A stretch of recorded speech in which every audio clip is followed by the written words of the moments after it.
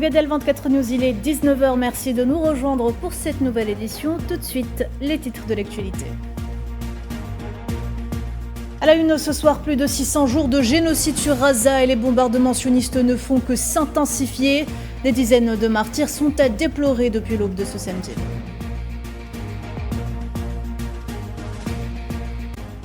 La situation humanitaire à Gaza a son pire niveau depuis octobre 2023. Le porte-parole du secrétaire général de l'ONU dénonce la famine et les déplacements forcés que subissent les Palestiniens.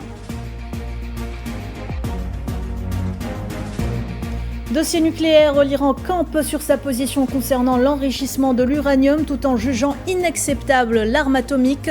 De son côté, l'AIEA déplore une coopération qu'elle qualifie de moins que satisfaisante de la part de Téhéran. Réunion ministérielle du mécanisme tripartite des pays voisins sur la crise en Libye. Alger, Tunis et Le Caire appellent à la retenue et à cesser immédiatement toute escalade afin de préserver l'intégrité du peuple libyen. Inondation au Nigeria, le bilan grimpe à plus de 150 morts. Le président de la République, Abdelmadjid Tebboune, présente ses sincères condoléances à son homologue Bola Tinubu.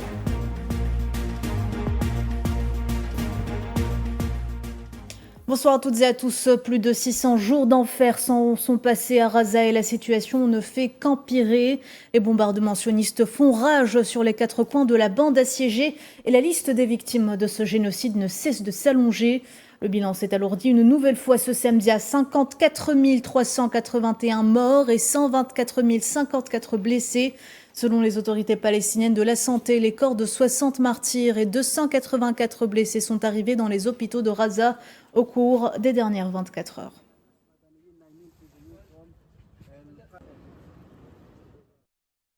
Et le bruit des missiles n'a pas cessé de retentir sur l'enclave depuis l'aube de ce samedi au nord comme au sud.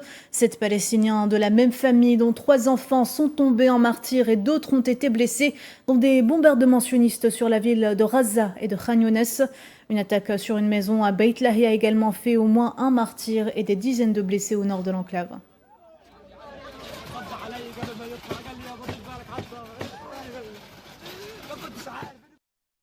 Et l'acharnement de l'entité sioniste sur les hôpitaux de Gaza se poursuit. Plus aucun hôpital n'est à présent fonctionnel au nord de l'enclave, et ce suite à de nouveaux ordres d'évacuation émis par les forces d'occupation, mettant ainsi le système de santé de la bande à rude épreuve.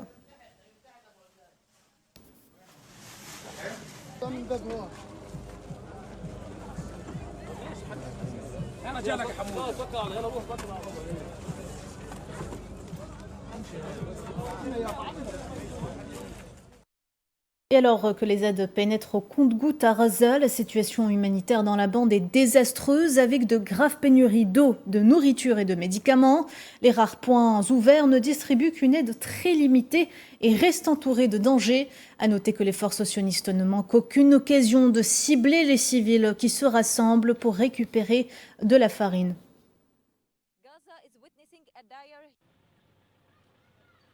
Nous sommes venus aujourd'hui et n'avons rien trouvé. Hier, ils ont distribué de l'aide à quelques personnes, mais aujourd'hui, nous sommes ici de 4 heures à 10 heures du matin et personne n'a rien reçu. L'armée sioniste a même ouvert le feu sur nous. La situation est extrêmement critique. Le prix de la farine est si élevé que les gens ne peuvent pas se la permettre. C'est pourquoi nous sommes venus du nord de Gaza en étant menacés. Et comme vous pouvez le constater, nous rentrons tous les mains vides, sans aucune aide. Vous l'aurez compris, la situation à Gaza est à son pire niveau depuis le début de cette agression génocidaire et c'est précisément ce qu'a déclaré le porte-parole du secrétaire général de l'ONU, Stéphane Dujarric, citant un nouveau rapport de l'OCHA qui estime que plus de 200 000 personnes ont été déplacées au cours des 2 dernières semaines seulement dans l'enclave. Selon Stéphane Dujarric, l'aide acheminée ces derniers jours est également loin d'être suffisante pour sauver les 2,1 millions de personnes frappées par la famine à Gaza. Concernant la situation à Gaza, nos collègues du Bureau de la coordination des affaires humanitaires nous informent que la situation catastrophique à Gaza est la pire depuis le début de la guerre. Les frappes se poursuivent dans toute la bande de Gaza, en particulier dans le nord, où le dernier hôpital partiellement fonctionnel Al-Aouda a été contraint d'évacuer après des frappes répétées sur et autour des installations ces derniers jours. Les attaques se sont également poursuivies plus au sud, à Deir el-Balah, dans les zones d'Ad-Daraj et du camp d'Al-Nusra. Et toujours concernant la situation humanitaire et sanitaire dans l'enclave palestinienne, l'ONU s'inquiète des derniers ordres d'évacuation. Un ordre de déplacement couvrant environ 30% du territoire de la bande de Gaza. On écoute. Les déplacements se poursuivent dans la bande de Gaza où près de 200 000 personnes ont été déplacées au cours des 2 dernières semaines seulement. Jeudi, les autorités israéliennes ont renouvelé un ordre de déplacement couvrant environ 30% du territoire de la bande dans le nord de Gaza, l'est de la ville de Gaza et à Deir el-Balah. À ce jour, les ordres de déplacement ont concerné l'intégralité des gouvernorats, les plus au nord et au sud, ainsi que les parties orientales de chacun des 3 gouvernorats intermédiaires. Nos partenaires constatent que la faible circulation observée ces derniers jours semble davantage motivée par la recherche de nourriture, par des besoins de première nécessité, que par des ordres de déplacement. Nos partenaires humanitaires et nous-mêmes continuons d'apporter notre soutien aux personnes dans le besoin, malgré les immenses difficultés sur le terrain et les restrictions drastiques imposées au volume et au type d'aide autorisée dans la bande de Gaza. L'Espagne continue d'affirmer son soutien à Gaza. La municipalité de Barcelone a rompu vendredi ses relations avec l'entité sioniste et suspendu un accord de jumelage avec elle, dénonçant l'agression génocidaire sioniste menée contre la bande depuis octobre 2023. Le conseil municipal de la ville catalane a voté en faveur de la rupture des relations avec l'entité sioniste et ce suite aux violations graves du droit international et des droits des Palestiniens. La motion soutenue par le Parti socialiste au pouvoir ainsi que par des groupes d'extrême gauche a appelé à la fin immédiate de toutes les relations officielles.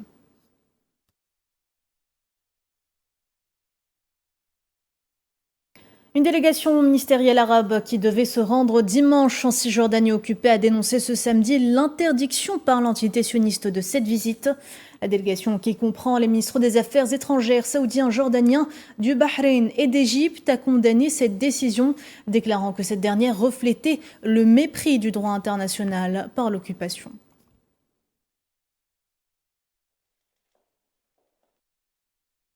Et au Portugal, les touristes et les habitants se promenant dans le centre-ville de Lisbonne ont eu un aperçu de la réalité dévastatrice qui se déroule à Gaza.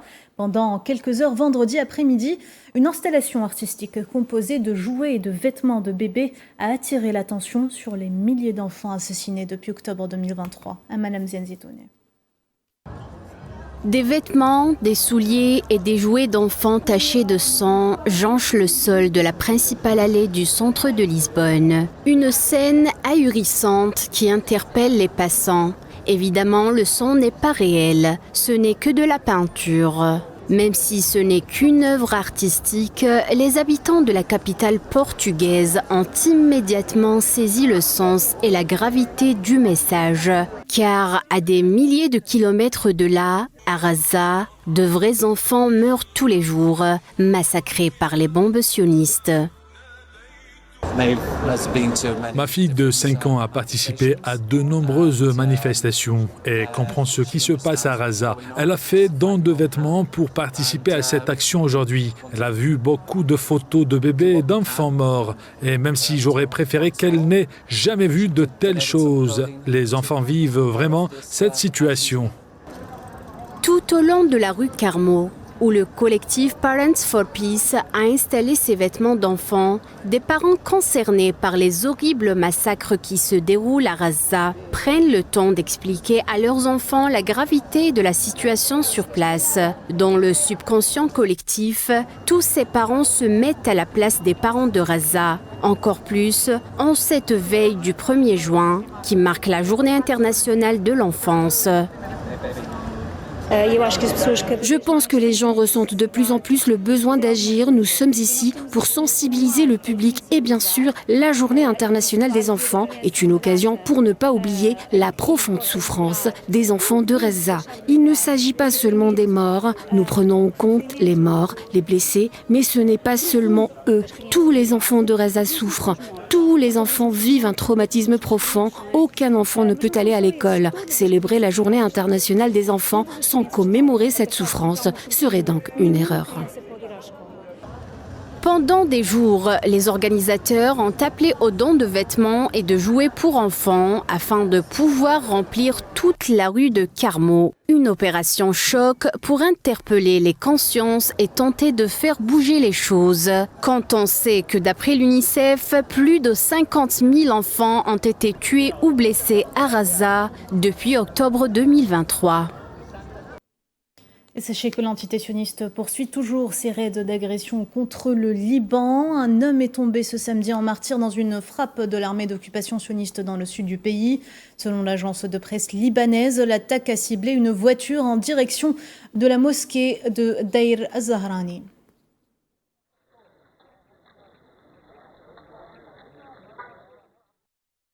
Dossier nucléaire alors que Washington s'oppose à l'enrichissement de l'uranium par Téhéran. Le chef de la diplomatie iranienne Abbas Araghchi a jugé ce samedi dans un discours télévisé inacceptable l'arme atomique tout en défendant son droit au nucléaire civil, notamment pour l'énergie.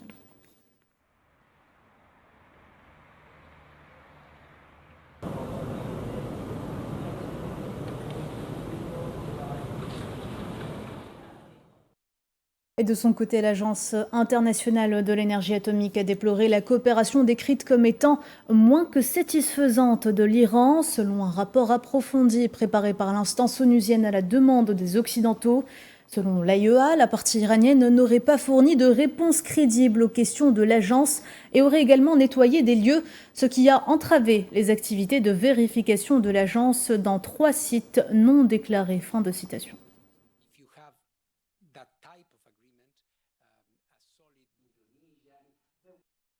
Crise en Libye, on en parlait tout à l'heure en titre. La réunion ministérielle du mécanisme tripartite des pays voisins tenue ce samedi au Caire a appelé à accélérer le règlement de la crise libyenne et à mettre fin à la division politique pour éviter une nouvelle escalade, la propagation de la violence et du terrorisme et l'extension du conflit, affirmant que la sécurité de la Libye participe de la sécurité des pays voisins. Dans le communiqué conjoint sanctionnant les travaux de la réunion, les ministres des Affaires étrangères de l'Algérie, de l'Égypte et de la Tunisie ont renouvelé leur appel à l'ensemble des parties libyennes à faire preuve de la plus grande retenue et à cesser immédiatement toute escalade afin de préserver l'intégrité du peuple libyen frère.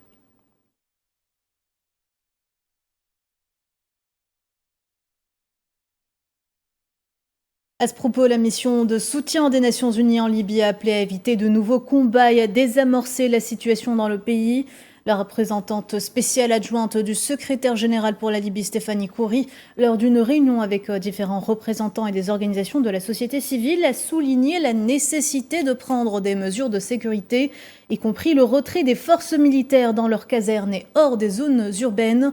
Selon un communiqué publié vendredi, les participants à la réunion ont exprimé leur inquiétude quant à la poursuite de la mobilisation militaire, y compris des forces venant de l'extérieur de la capitale Tripoli, soulignant la nécessité d'aborder les questions politiques qui alimentent les conflits et les divisions dans le pays.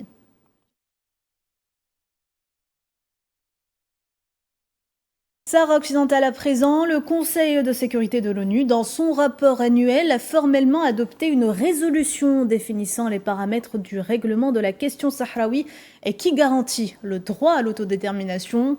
Lors d'une séance publique vendredi, le Conseil a rappelé que la voie à suivre est celle d'une solution politique juste, durable et mutuellement acceptable entre le Maroc et le Front Polisario, permettant ainsi la création des conditions nécessaires à l'autodétermination du peuple du Sahara occidental.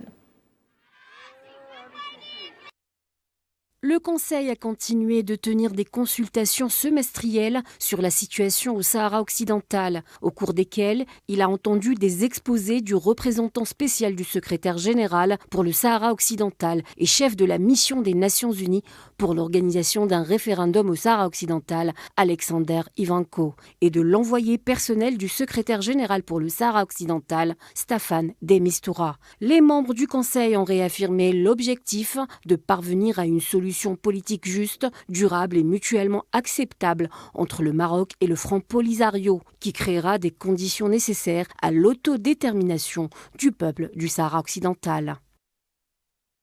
La guerre fait toujours rage au Soudan. 6 personnes ont été tuées vendredi lors d'un bombardement imputé aux forces de soutien rapide dans le centre du pays. Selon l'armée, les FSR ont lancé une frappe de drone sur l'hôpital de l'assurance sociale dans la ville d'El Obeid, causant par là même d'importants dégâts matériaux.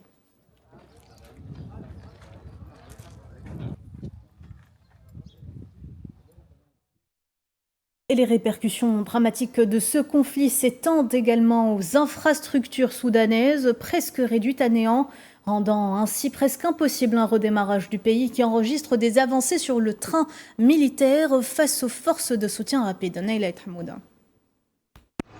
Plongé dans un conflit armé depuis plus de 2 ans, le Soudan tente de panser ses plaies, alors que l'armée du pays enregistre des avancées sur le terrain et accule les paramilitaires des forces de soutien rapide, appuyées par des puissances étrangères, vers le nord du pays.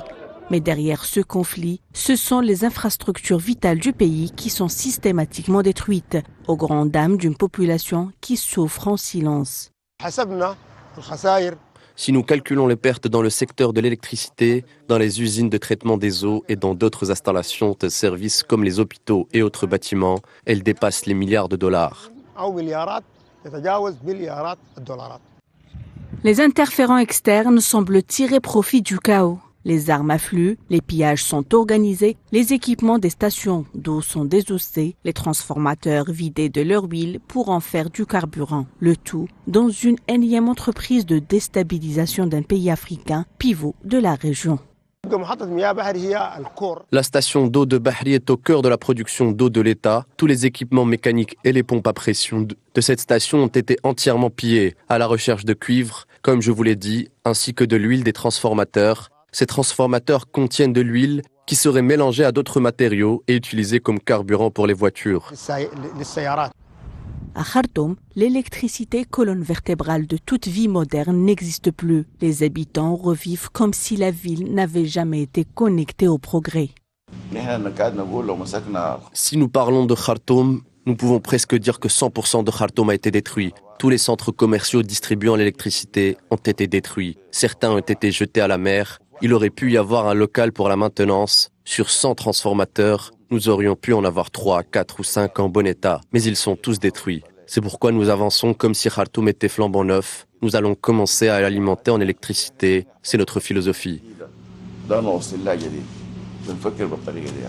Le pétrole, nerf de la reconstruction, ne suit plus. La principale raffinerie de Khartoum tourne au ralenti. Avant la guerre, nous produisions 60 000 barils d'essence à la principale raffinerie de Khartoum. Ce sont des problèmes techniques liés aux troubles dans le pays, mais c'est en réalité 60 000 barils d'essence. Aujourd'hui, nous en produisons à peine 24 000. Le programme des Nations Unies pour le développement tire la sonnette d'alarme. Les dégâts sont colossaux. Ce que nous pouvons faire, disons, avec les capacités dont nous disposons sur le terrain, c'est d'envisager des infrastructures à plus petite échelle. Nous envisageons entre 2 et 3 millions de personnes qui veulent retourner à Khartoum et nous voulons éviter un processus qui crée une nouvelle urgence humanitaire. Pour certains observateurs, ce conflit est devenu un théâtre d'expérimentation géopolitique au service d'un projet hégémonique. Les armes et l'argent arrivent de l'extérieur, exacerbant les tensions et risquent de déstabiliser toute une région en proie aux accès sécuritaires. Intempéries, le bilan des inondations survenues à Mokwa au centre nord du Nigeria s'est alourdi à 151 morts selon une nouvelle mise à jour des autorités locales publié ce samedi.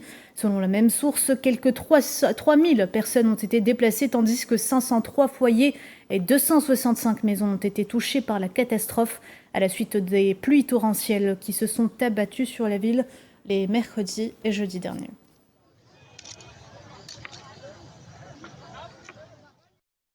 Le président de la République, Abdelmajid Tebboune, a tenu à présenter ses condoléances à son homologue, le président nigérian Bola Tinubu, suite à cette catastrophe, lui exprimant dans un message publié ce samedi l'entière solidarité du gouvernement et du peuple algérien.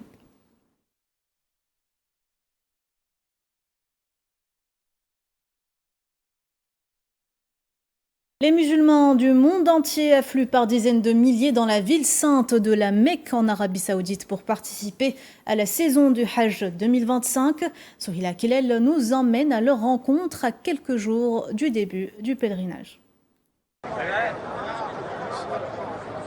Toutes nationalités confondues, de tous les âges, ces pèlerins, hommes et femmes, effectuent le tawaf. Une circumambulation autour de la Kaaba, un rituel islamique qui fait partie des rites du Hajj et de la Umrah et qui consiste à effectuer 7 fois le tour dans le sens anti-horaire. Au fil des minutes, au petit matin de ce samedi, la foule de fidèles n'a fait que grossir, un moment de communion et de dévotion que ceux qui ont effectué ce voyage pour la première fois décrivent comme étant un rêve qui devient réalité. Je voulais venir ici depuis longtemps pour voir la Kaaba. C'est la première fois que je la vois. Je suis très heureuse et ravie. Je l'ai demandé à Dieu et il me l'a accordé. Dieu merci. Peu importe d'où ils viennent, les pèlerins de la Mecque profitent de cette chance inouïe qui leur est donnée d'accomplir le 5e et dernier pilier de l'islam pour effectuer louange et doua pour que règne la paix dans le monde. Ils prient pour eux, leur famille, leur pays, mais également pour Gaza. Je viens de Syrie, d'Idlib. Nous sommes un pays de paix. Nous prions pour que le bon Dieu glorifie l'islam et les musulmans, que le peuple de Gaza soit libéré, que Dieu lui accorde la victoire sur les tyrans. Nous prions pour la paix et le travail au Liban, que Dieu fasse régner le calme pour que les gens puissent se retourner dans leur village et sur leur terre. Les délégations de pèlerins venus des 4 coins du monde continuent d'affluer vers la Mecque. Pour les musulmans, se trouver dans ce lieu saint à cette période importante du calendrier musulman revêt un cachet hautement spirituel. Prier à la grande mosquée de la Mecque symbolise la consécration de la foi et de la dévotion au Créateur. Sport football, c'est le match que le monde du foot attendait depuis plusieurs semaines. La finale de la Champions League prévue ce soir à 20h sur la pelouse du stade de l'Allianz Arena à Munich entre le club français, le Paris Saint-Germain, et la formation italienne, l'Inter Milan. Une opposition entre deux clubs avec deux styles complètement différents. Une équipe parisienne pratiquant généralement un jeu offensif à une formation italienne souvent regroupée en défense. Si Paris rêve de soulever la coupe aux grandes oreilles pour la première fois de son histoire, les Italiens, eux, déjà sacrés à 3 reprises en 64, en 65 et en 2010, auront une occasion en or pour s'adjuger un 4e titre européen.